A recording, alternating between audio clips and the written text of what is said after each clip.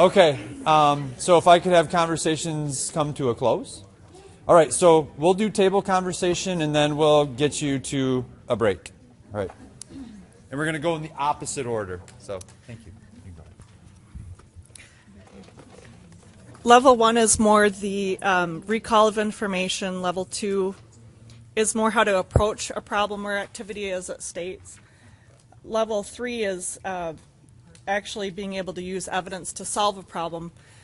The one that we were interested in looking at is level 4 because it states in there that you shouldn't use that for some type of state assessment just because it's more project-based and it should happen over a period of time versus just a simple procedure to solve.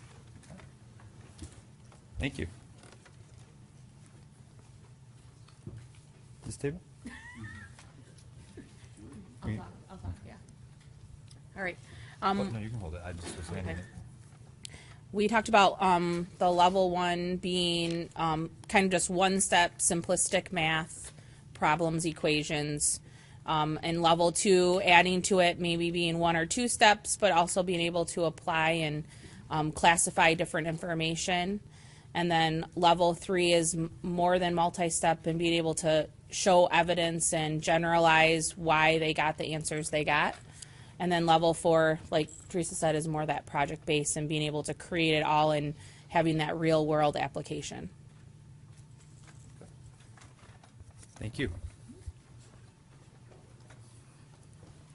The science team.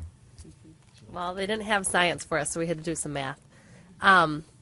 Level 1 was more recall, facts, recalling an equation, that kind of thing. Level 2 was demonstrating with models or estimating.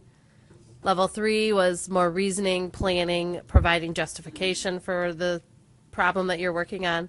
And then level 4, I thought was more time, like complex reasoning, applying it to real-world applications or even new situations.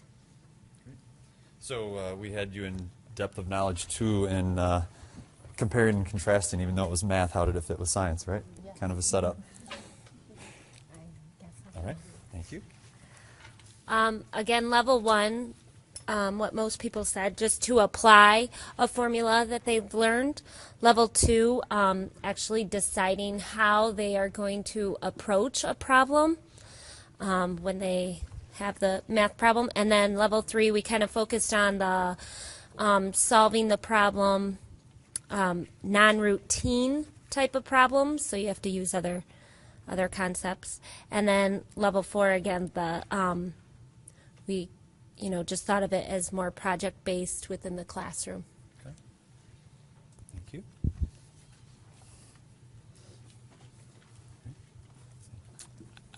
I don't know if I want to recall skills and concepts. Everybody's already really covered that, but I think the thing about level 3 with strategic thinking for math is to be able to consider how other people would see things and might have gone wrong and to figure out how to get back on the right path with something. And then with level 4, I just think it was really neat the way it connects with, it's that integration, so that it connects with every other content in some way or another. All having level 4, even talking about the state assessment piece. So how are we putting the level 4 skills, and then how well can they apply those when asked questions or instruction at other levels? You're welcome to. Okay. Thank you. We just talked about how with ELA, how level 1 is finding like the facts from the text. Level 2 is more about summarizing or putting into your own words, determining if the text is fact or opinion. Level 3 was more like supporting your thinking by looking back in the text and finding references. And then level 4 is kind of connecting different pieces of work, maybe by the same author in the same genre. Heavily themed in Common Core, multiple text. Everyone, I feel like, has kind of already covered that. So Sarah and I talked about something a little different. We kind of looked at it as a kindergarten teacher, I'm going to do a lot of level 1, a little bit of level 2, really no level 3 or 4. But as you go through grades, you're going to see more of the shift up. And when you get to middle school and high school, it's going to be a lot more of the 2s and 3s. and building that base is so important so that they can make that application. Thank you. All right.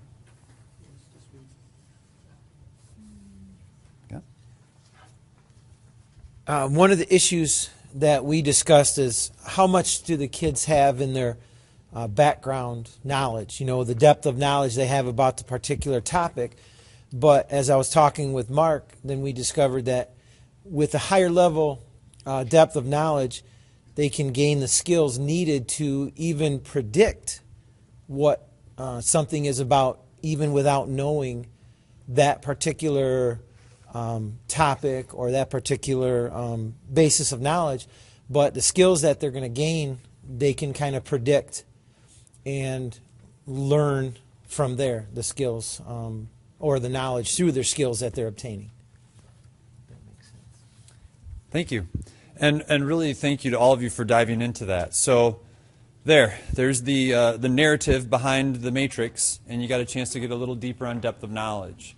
So having done that, what we're going to do is take a break, and then coming back, we're going to look at what does that depth of knowledge look like then when we put it into application. So we're going to give you examples of depth of knowledge and things like that. So that'll be an activity to do when we get back, but we'll take 15 minutes. We'll be back, it's 08, so, How many are you